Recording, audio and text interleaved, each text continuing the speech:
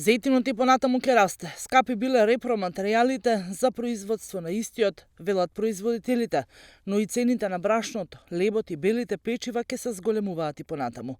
Дел од приватните пекари кои веќе го направија зголемувањето на цените, но според милничарите и увозниците и на оние кои што го направиле тоа, наскоро ќе мора да ги зголемат и цените. Ќе се зголеми и цената на зејтинот затоа што ни од околу 90 денари веќе не е исплатлива за производителите, а поскапе и увозот на соја и палмено масло.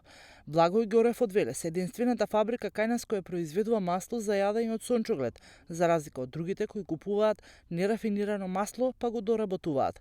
Ако порано го плаќавме сончогледот по цена од 280 евра за тон, тој сега достигнува 450 евра за тон. Според берзите и уште ќе растат цените. Ние ваквите цени не можеме да ги задржиме сегашното ниво, велат производителите. Во последните години најмногу се достигнало до 10.000 тони откуп, но во поранешните времиња и нивите помасовно можело да се забележи сончогледот. Се откупувале и над 40.000 тони на сончоглед, што за разлика во денешно време, сончогледот е се поретка култура во земјава.